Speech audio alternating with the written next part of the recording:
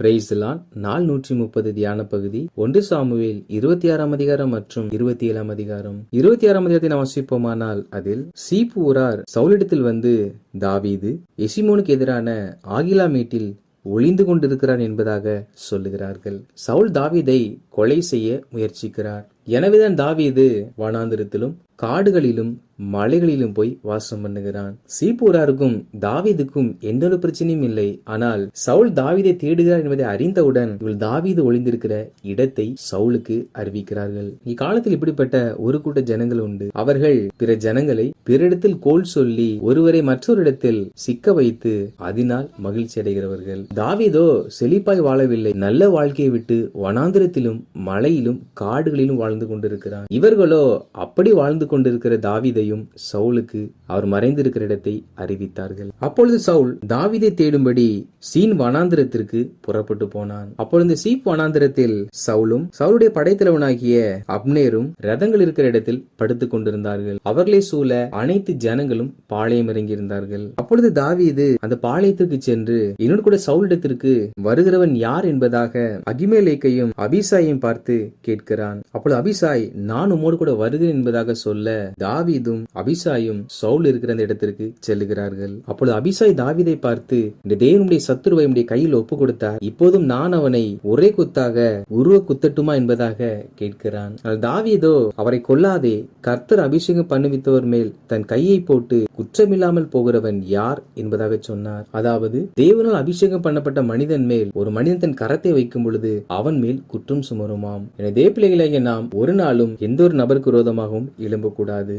மேலும் தாவீது சவுலுடைய தலைமாட்டில் இருந்த ஈட்டியையும் தண்ணீர் செம்பையும் எடுத்துக்கொண்டு அவர்கள் இருக்கிற இடத்தை விட்டு புறப்பட்டு வந்தான். அவர்கள் ஒருவரும் அதை அறியவில்லை, ஒருவரும் விழித்துக் கொள்ளவில்லை. அவர்கள் யாராவது தாவீதை பார்த்திருப்பார்கள் என்றால் அனைவரும் விழித்து தாவீதை அந்த இடத்தில் கொண்டிருப்பார்கள். ஆனால் ஒருவரும் விழிக்கவில்லை. காரணம் என்னவென்றால், கர்த்தர் அவர்களுக்கு அயர்ந்த நித்திரை வருவித்ததினால் அவர்கள் எல்லாரும் தூங்கினார்கள்.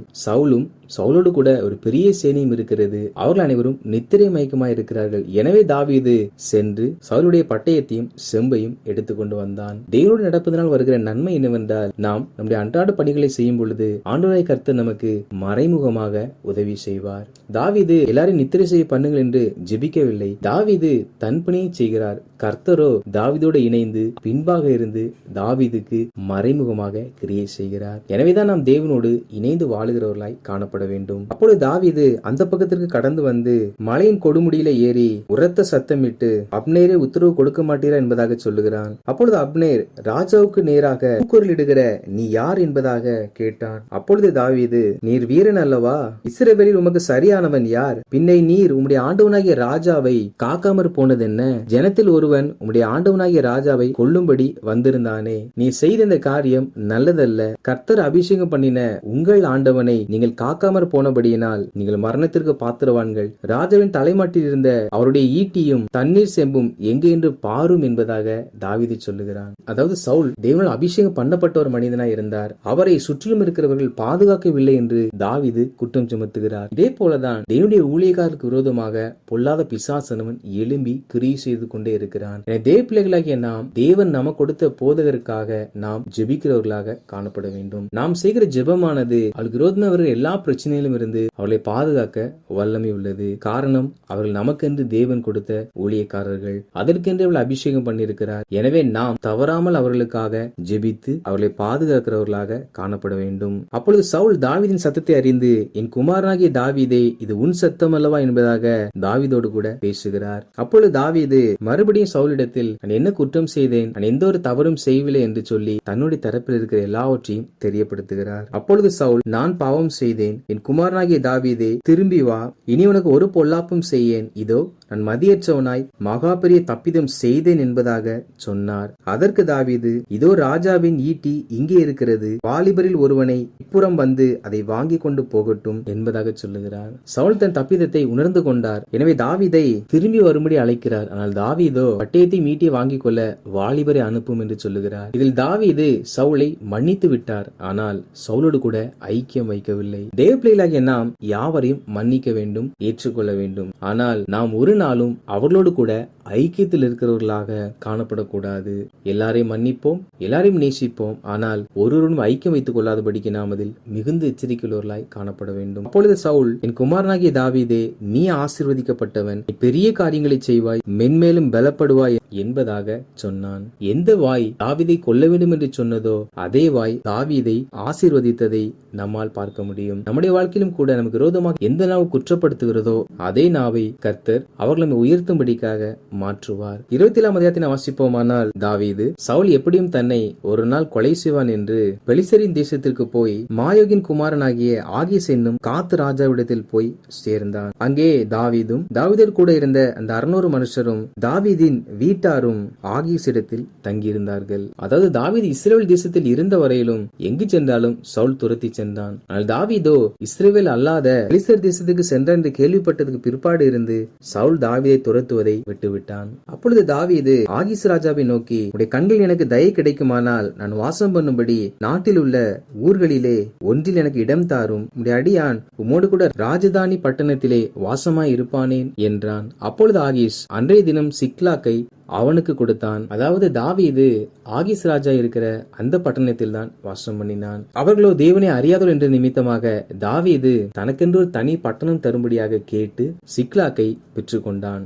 காரணம் என்னவென்றால் தாவீது கர்த்தரை ஆராதிப்பவன், கர்த்தரை தேடுபவன். இவர்களோ தேவனை அறியாதவர்களா இருக்கிறபடியினால் இந்த இடத்தில் கர்த்தரை ஆராதிப்பதும் கர்த்தர் நோக்கி ஜெபிப்பதும் அவர்களுக்கு அந்நிய காரியமாயிருக்கும். இது நிமித்தம் பிரச்சனை வரக்கூடும். எனவே தாவீது தனக்கென்று ஒரு தனி பட்டணத்தை ஏற்படுத்திக் கொண்டான். தேவ பிள்ளைகளாக நாமும் கூட எந்த இடத்திற்கு சென்றாலும் நாம் தேவ சமூகத்தில் தனியே செலவழிப்பதற்கான ஒரு நல்ல இடத்தை நாம் ஆயத்தப்படுத்துகிறவர்களாய் காணப்பட வேண்டும். நான் என் உறவினர் வீட்டுக்கு சென்றிருக்கிறேன், எனவே இப்பொழுது ஜெபிக்க முடியாது என்று நாம் சொல்லாமல் நாம் எங்கு சென்றாலும் ஜெபிப்பதற்கான ஒரு இடத்தை நாம் ஆயத்தம் பண்ணுகிறவர்களாய் காணப்பட வேண்டும். தாவீது சூரியர் மேலும் கேசரியர் மேலும் அமலேக்கியர் மேலும் படையெடுத்து போவான். அந்த நாட்டில் உள்ள எல்லா ஸ்திரீகளையும் புருஷர்களையும் உயிரோடே வைக்காமல் அவருடைய ஆடு மாடுகள், கழுதைகள், ஒட்டகங்கள், வஸ்திரங்கள் எல்லாவற்றையும் எடுத்துக்கொண்டு ஆகீஸ் ராஜாவிடத்தில் திரும்பி வருவான். ஆகீஸ் ராஜா, எந்த திசையில் போய் கொள்ளையடித்தீர்கள் என்று கேட்டால், யூதேவுடைய தென் திசையில், எராமியலருடைய தென் திசையில், கேனியுடைய தென் திசையில் என்பதாக சொல்லுவார். தாவீது இவ்விதமாக செயல்படுகிறான் என்பதை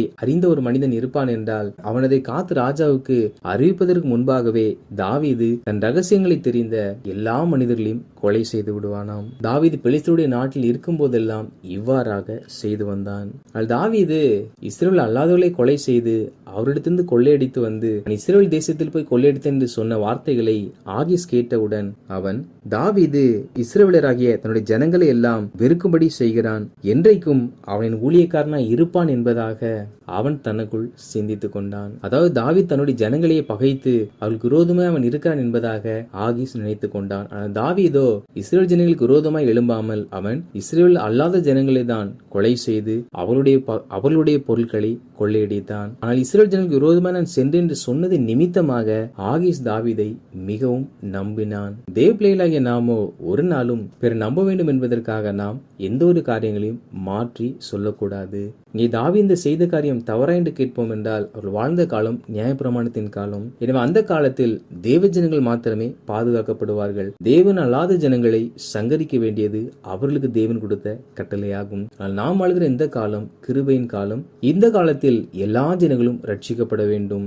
எனவே நாம் எந்த ஒரு நபருக்கு முன்பாகவும் மாய்மாலம் பண்ணாமலும் எந்த ஒரு நபருக்கு முன்பதாகவும் அவர்களை நம்ப வேண்டும் என்பதற்காக அவர்களிடத்தில் இல்லாத ஒரு காரியங்களை சொல்லி அவர்கள் நம்பும்படிக்காக நாம் எந்த ஒரு தந்திர வேலைகளையும் செய்யக்கூடாது. பிற மனிதர் நம்மை நம்பி ஏமாறுவார்கள் என்றால் நிச்சயமாக தேவனுடைய பார்வையில் பொல்லாத பாவமாய் காணப்படும். எனவே தேவ பிள்ளைகளாகிய நாம் எந்த ஒரு மனிதனுக்கு முன்பாக பொய்யாய் வாழாமல் உள்ளதை உள்ளபடியையும் இல்லதை இல்லை என்றபடியையும் நாம் வாழுகிறவர்களாய் காணப்பட வேண்டும். பொய்யாய் ஒரு மனிதரை நம்ப வைப்பது நாம் அவர்களை வஞ்சிப்பதற்கு சமானமாகும். வாசித்த இந்த அதிகாரிகளின்படி கர்த்தருடைய ஜனங்களாகிய நாம் எந்த ஒரு நபரையும் பிற நபரிடத்தில் போய் புறம் கூறாமல் அவதூறு பண்ணாமல் எப்பொழுதும் தேவனுடைய இணைந்து நடந்து தேவன் நமக்கு கொடுத்த தேவ ஊழியக்காரர்களுடைய பாதுகாப்பிற்காக நாம் ஜெபித்து எல்லாரையும் மனதார மன்னிப்போம். அதே சமயத்தில் ஐக்கியம் வைக்காமல் எங்கு சென்றாலும் தேவனை ஆராதிப்பதற்கு ஜெபிப்பதற்கென்று நேரங்களையும் ஏற்ற இடத்தையும் நாம் குறித்து தவறாமல் தேவ சமூகத்துக்கு சென்று எந்த ஒரு மனிதரையும் ஏமாற்றாமல் வாழ்வோம். அப்படி நாம் வாழ்வோம் என்றால் ஆண்டவராகிய கர்த்தர் இந்த வாழ்க்கை பயணத்தில் நம்மோடு அவர் உடனிருந்து நம்மை ஆசீர்வதிப்பார். நம்மை கொண்டு பெரிய காரியங்களை செய்வார். மென்மேலும் நாம் பலப்படுவோம். கர்த்தர் தாமே நம் நீதிக்கும் உண்மைக்கும் தக்கதாக நமக்கு பலனளிப்பாராக. ஆமேன்.